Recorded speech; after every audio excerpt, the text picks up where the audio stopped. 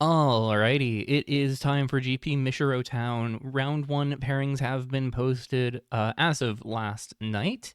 I did the GP decklist stream as always. It was a lot of fun. 30 players in the field for the first time since the third month of the format's history. Season one was the last time we had 30 or more players in the field. And it sounds like we were supposed to have 31, but a player accidentally submitted to League instead of GP, so that's a bummer. But we have 30 players, which is huge for the format, and I'm so glad to see it. Um, Everybody was really worried about berries going into this tournament. Everybody kept talking about berries as the big boogeyman that I could see. So naturally, I'm one of two players in the field playing it. Uh, kind of a common thread between last month with Persist being the boogeyman with only two players in the GP, and this month with only two berry players in a much bigger GP. Surprises me a little bit, but maybe it shouldn't. I think berries is much better than people give it credit for. Although I suppose people are giving it enough credit that they thought it was a boogeyman and didn't want to be on it, assuming it would get hated out of the format. But I think people overrate how good some of the hate cards are against berries, and I think people underrate how well this can get out from under the hate cards that are around in the format. So we're going to put that notion to the test through this GP run. So a lot of people are messing around more on the aggressive side of the field. The other berry player in the GP is leaning on Bloombrute and Lost Resistor to kind of put a lot of berries in play really fast and then convert that into a wide board by Cybersoling Lost Resistor into the Splintered Soul to make a bunch of 3/1s and just kind of develop a wide board out of nowhere and kill your opponent quickly. And I think that's a perfectly reasonable approach, but I did not have as much confidence in that as I did in something more mid-rangey. Um, so that is the option I decided to lean towards instead. We got 4 copies of Smiling Sludge, kind of really the heart of the deck. 2 mana, 1/3 enters with a berry token. We'll be seeing that text a lot. A lot of our things enter and make a berry token, and the one thing that doesn't do it on enter does it pretty consistently otherwise.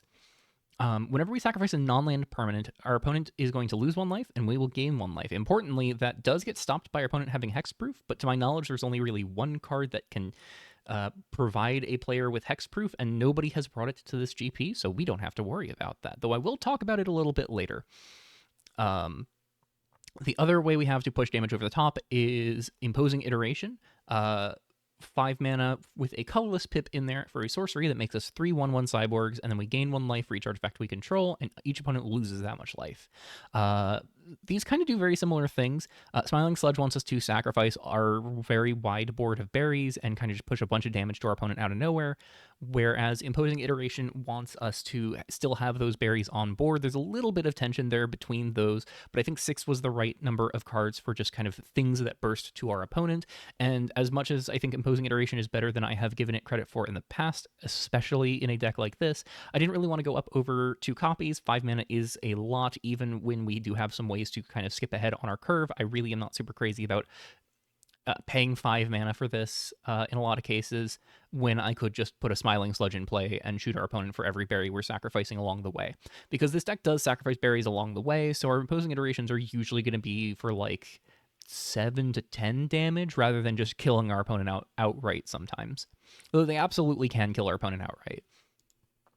So part of how we are crossing the finish line with Smiling Sludge and with Imposing Iteration is with 2 primary sacrifice outlets. So Iteration wants you to build up a bunch of artifacts. Sludge is the more like immediate kill you now card that comes down early, and your opponent just has to figure out a way to deal with it, or else you win. The ways that you sacrifice all of your things: you have Berry Fermenter. 3 mana, 1/4 enters and makes a berry, gives your berries treasure and food text. The food clause not going to come up too much. We don't really need our berries to gain us life, but it can be nice against aggressive decks. The treasure clause is the really nice one. Berry Fermenter lets us skip ahead on the curve a little bit. If we can curve Smiling Sludge into Berry Fermenter and nothing on 1, that still gives us 2 mana to play something after the Berry Fermenter on turn 2, which does allow us to kind of put more stuff on the board really rapidly. And this just especially if we can get get some other like consistent berry makers in play, Berry Fermenter just becomes a really solid mana engine to keep the wheels greased. The other sacrifice outlet is a little more universal. It is Scrap Weight. Scrap Weight is my removal of choice in the main deck here, but it is a little deceiving. So I know a lot of people were high on Empty Shell. Let me get that pulled up real quick. Empty Shell is 1 and a black for an instant with an additional cost of optionally sacrificing an artifact to give target creature -3/-3 until end of turn. If you sacrificed a permanent this turn, not necessarily the artifact you sacrificed for the cost, the creature gets -5/-5 until end of turn instead.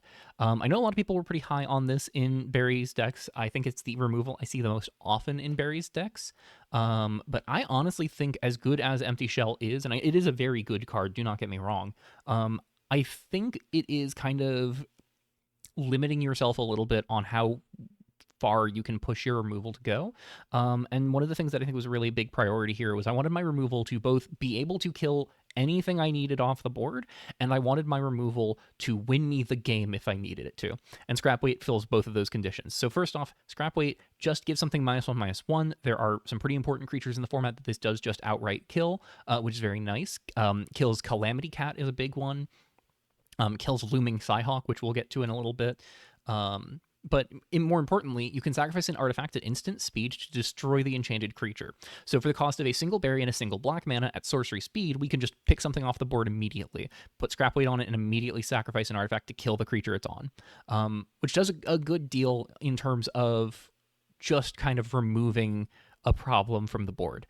So just on that rate, like, it will kill anything no matter how big it is, as long as it doesn't have indestructible or hexproof, which is very nice.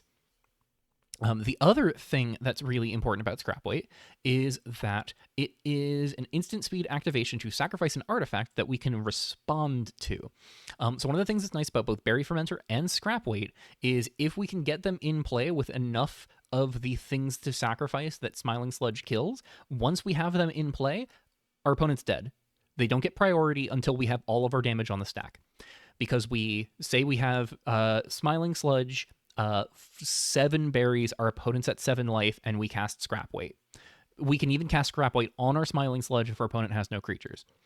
Scrap Weight's on Smiling Sludge, our Sludge is a 0/2. Our opponent, maybe is intending to remove Smiling Sludge the first chance that they get.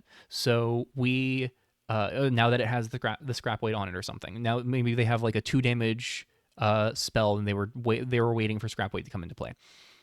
Weird hypothetical, probably not the right way to play this line from the opponent, but just for the sake of hypotheticals, we have Smiling Sludge in play. We have Scrap Weight on Smiling Sludge. We sacrifice an artifact to destroy the Smiling Sludge. Smiling Sludge triggers, and in response to the Smiling Sludge trigger and the Scrap Weight activation, we activate Scrap Weight again. We're never passing priority to our opponent. We're just, the first chance we get, holding priority, activating again. And we're doing this again and again and again to push all of the damage to our opponent.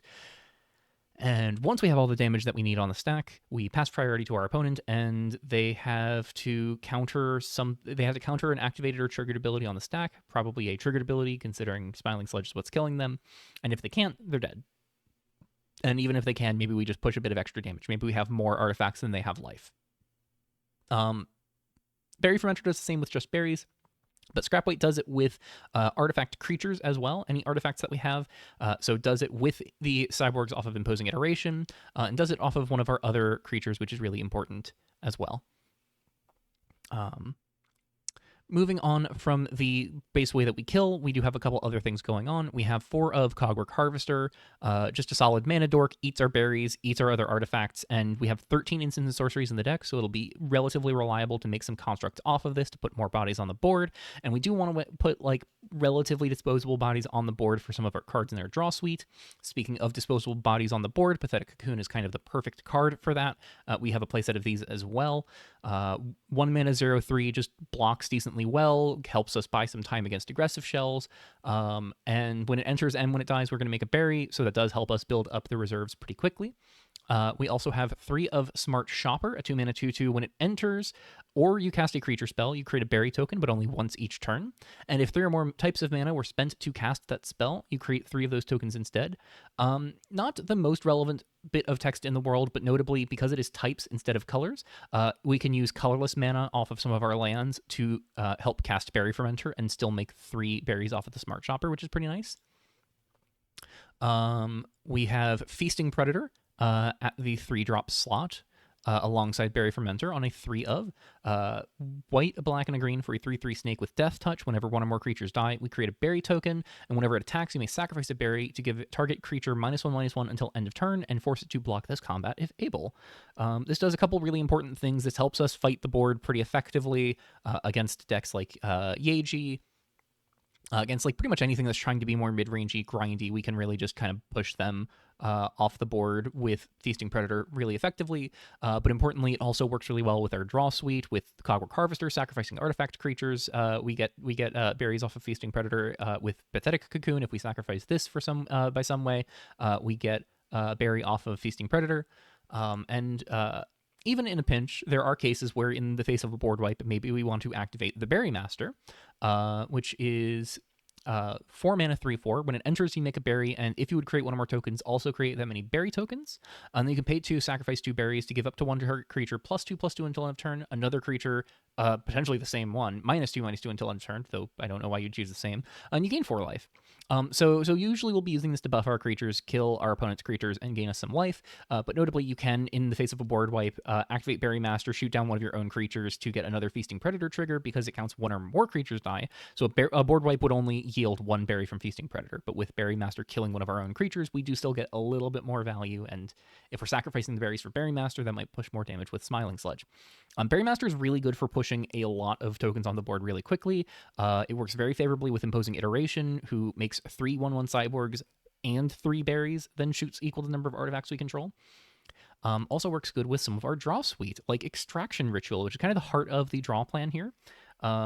Extraction Ritual is going to be primarily here to just kind of dig 3 deep, make 3 1/1 cyborgs, does the things we need it to without fail, but has some pretty big hoops to jump through. So we need to sacrifice a creature, an artifact, and discard a card to get the full value out of Extraction Ritual for it to be 1 mana, draw 3, lose 3, make 3 1/1s. And we want it to be that like full Ancestral Recall as often as possible. It's a big part of why Pathetic Cocoon is so good. It is a big part of why Cogwork Harvester is so good, especially if we've tapped the Harvester for mana already, especially if we've also already gotten the trigger from Harvester. We really don't mind burning this in the face of an Extraction Ritual, though if we can keep it, that's better. Another big thing is Smart Shopper being a once per turn trigger. If we're trying to just kill our opponent that turn when we've already cast a creature for Smart Shopper, just sack it to the Extraction Ritual. There's no harm in that. And in some of the playtesting games that I've played, that has absolutely been the difference maker, is pitching Smart Shopper on the board to an Extraction Ritual rather than a Pathetic Cocoon or a Cogwork Harvester. Because sometimes I don't have a Pathetic Cocoon in play, and sometimes I want to keep the Cogwork Harvester. Maybe Extraction Ritual is the first instant or sorcery in the turn. So Extraction Ritual does just help put a lot of stats on board. If we have a Berry Master, this also makes 3 berries. Even without Berry Master, this is 1 mana and put 3 1/1s in play and draw 3 cards. And if we have Smiling Sludge in play, we deal 2 to our opponent and gain 2 of the 3 life we're losing back. So this actually doesn't hurt us a whole lot either. This is just really nice all around. Phenomenal draw spell, just one of the best draw spells in the format, I think. We also have 3 copies of Deadly Dispute. Going to do something very similar, just kind of burn one of our creatures or one of our berries to draw 2 cards and create a treasure token. Some nice additional mana, good with Smiling Sludge, especially that treasure just loves Smiling Sludge. This is something we will have to be kind of cognizant of when do we sacrifice a creature over a berry, because Pathetic Cocoon, we sacrifice Pathetic Cocoon and that puts another berry in play. But if we sacrifice Pathetic Cocoon to Deadly Dispute, that's 1 less creature to sacrifice with Extraction Ritual. Some bit of tension we will have to be aware of. It's part of why I'm on 3 disputes instead of 4. I think that tension is really important to be cognizant of, and to not just kind of play blindly into like, oh, I'll sacrifice my Pathetic Cocoon to put as many artifacts in play. There are times where that's good, like Imposing Iteration, and there are times with cards like Extraction Ritual where that's less desirable. And then the last card in our main deck is Journey Begins. 1 mana sorcery. Look at the top 5 cards of your library. You may reveal a permanent card with mana value 3 or less from among them and put it into your hand. Put the rest on the bottom of your library in any order. Yes, we do have 13 total instants and sorceries, and we do have 2 4-mana creatures.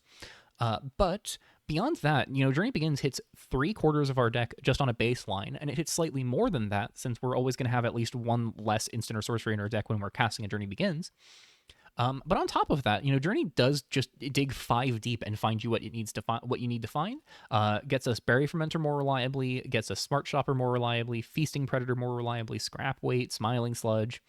All of the really critical cards that we want to find later, Journey Begins can successfully do so. And the other thing that it's really good at is we're on 21 lands. It's a bit of a low land count, and it's, I think, one of the lower land counts in the field right now. And that's partly because this main deck was just such a nightmare to try and cut stuff out from. I really didn't want to go down to 2 Feasting Predator. I really didn't want to go down to like 2 Smart Shopper. The more I was playtesting, the more I was like, I really do just want 3 of these cards. I really didn't want to go down to 1 Berry Master or 1 Imposing Iteration. Didn't want to go down to 2 Deadly Disputes or 2 Scrap Weights. So, and I didn't want to go down at all on the playsets of Pathetic Cocoon, Cogwork Harvester, or Smiling Sludge. So ultimately, what Journey Begins does on top of that is early on, this does just help us make our land drops more reliably, which is really, really important. So with all of that said, our mana base is relatively simple. We have 2 of each coalesced land, Cliff, Core, and Mesa. If we can get multiple of these out in play, they do start acting as 2 or even 3 color lands, granted pain lands, but with Berry Master and with Smiling Sludge and Imposing Iteration and even Berry Fermenter, we can powder life total a good deal to not feel as much pain from the life loss of these coalesced lands. And they are our only lands that make colorless mana for Imposing Iteration. No basic wastes in the deck. Cogwork Harvester being able to make mana of any type is how we are mitigating the no wastes, but I also I'm a little lighter on fetches than most people in the field, and that is no wastes is a concession to kind of get less fetches in the deck. I'm on 2 of Forest, 2 of Plains, 3 Swamp with 1 Sunlit Ruins.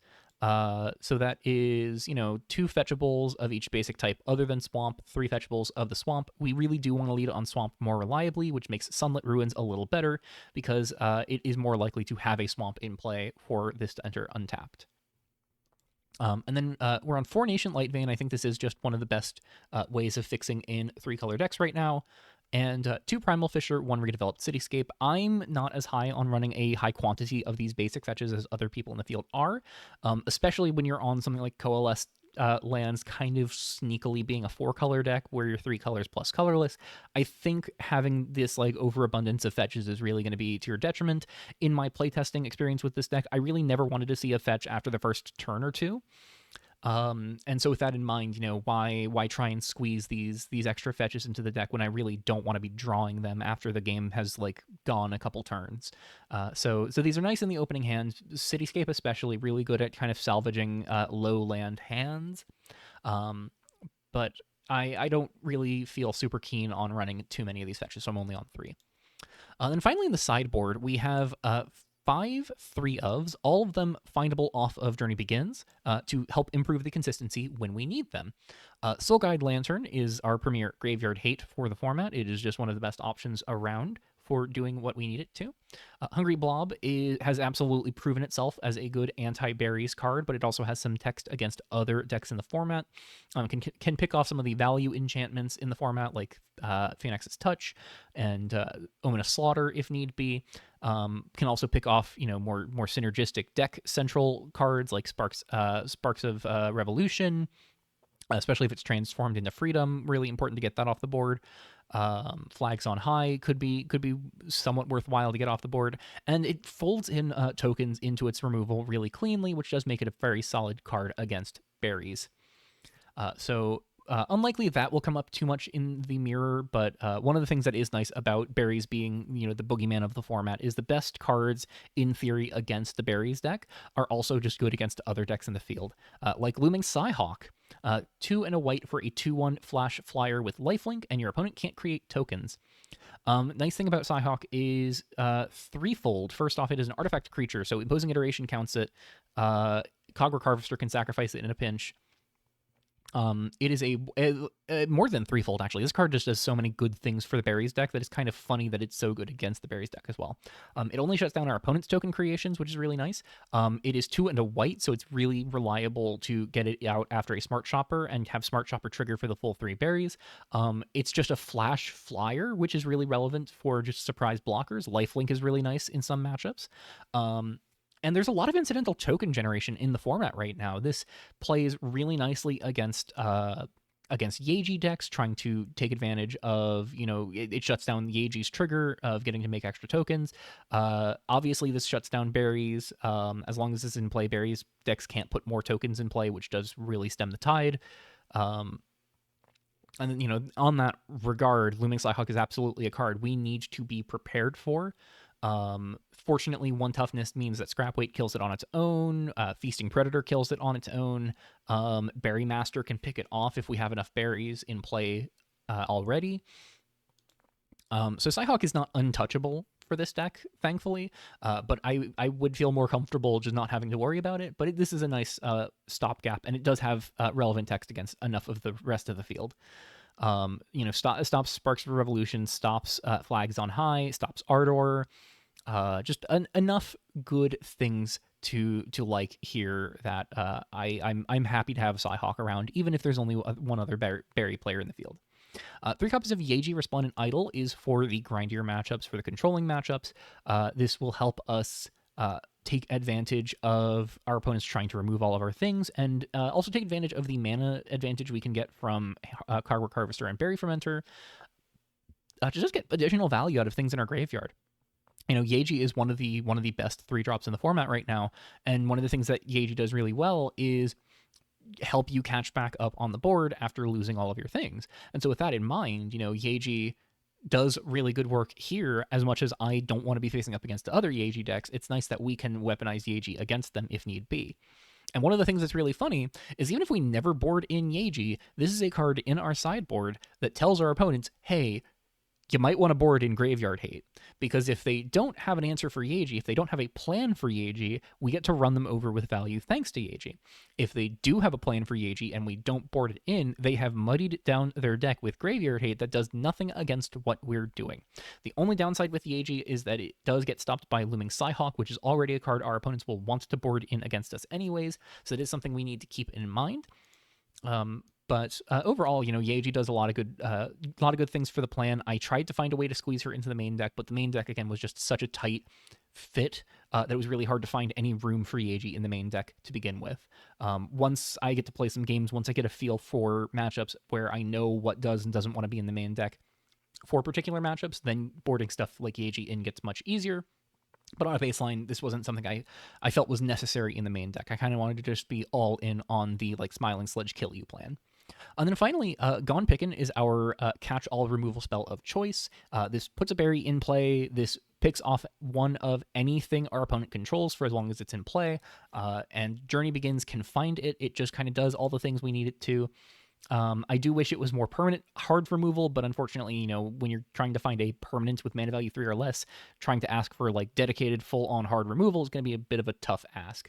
We could have looked at Eleanor Royal Captain as a potential consideration, but I felt like Gone Pickin' was just the more immediate option, and I didn't want to just hit creatures. I wanted to hit anything, and Gone Pickin' hits anything.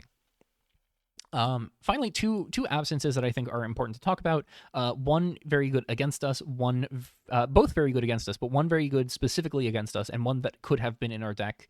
The one that's very good against us always is Thunderous Avalanche. This will, without much issue, just kind of clear our entire board of berries by just blowing up all artifacts and enchantments with mana value less than or equal to the power of target creature our opponent controls. This is going to cause us a lot of trouble very reliably every time our opponent has this. Thunderous Avalanche just looks really good right now, and I know there are a fair few people who are rocking a couple copies in their sideboard, so this is something we do have to be aware of. There are some people who even have it main decked I believe our round 1 opponent has 2 in the main deck, so this is something we do have to be prepared for at any time. So we can't just kind of get too greedy and build too much up on board, because Thunderous Avalanche will blow us out and make us regret a few things. The other thing that is good against us, but is also good with us, is General Diadem Usurper. I talked up a bit of the like Berry Infinite combo with the 4-mana 2/2 that like makes a plant 1/1 plant creature token whenever a berry you control is put into, whenever you like sacrifice a berry. I talked that combo up a little bit. One of the things that I missed is that General Diadem does the infinite as well.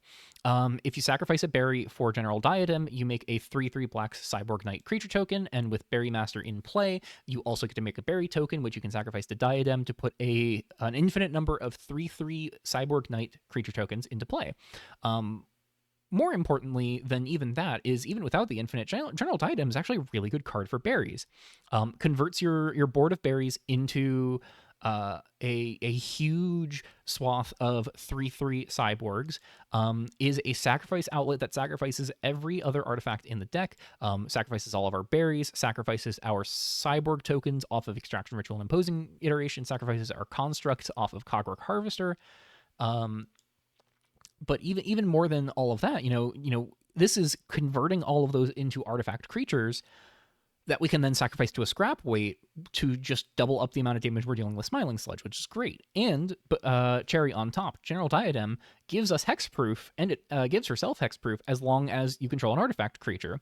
So not only does she do so much for the berry deck in terms of how much she plays well with all of the engines, she also shuts off your opponent's Smiling Sludge in terms of it being able to stop you. So Diadem was a card that I was really trying to find room for. I ultimately couldn't. I didn't want stuff in the sideboard to not be findable off of Journey Begins, and the main deck was tight enough as it is. But Diadem is absolutely on my radar. I was relieved to see nobody else bringing Diadem in this tournament, but this is, I think, one of the best cards against the Berries deck as a whole. This is really hard for the Berries deck to remove thanks to how easily it gains hexproof. Especially in Berry Mirrors. I think folks should be prepared for Diadem to start showing up in Berry Mirrors potentially as the month goes on in League, and potentially in future months. And I think I want to try and make Diadem work more in this deck at some point as well. I think this card is such a perfect fit for berries and does so much work in the mirror that I think this is where berries want to be. And it does the infinite with Berry Master, but with getting to play an actually good card instead of a 4-mana 2/2 that makes 1/1s and has no other text besides, I guess, making a berry when it enters. I think this is just an infinitely better card for the deck in general, and also does return the infinite to the deck with in conjunction with the Berry Master. So with all of that being said, I have a lot to do with my day. My match 1 is tomorrow, and I'm looking forward to seeing how it all goes. Thank you all for tuning into the Deck Tech, and I will see you in round 1. Take care.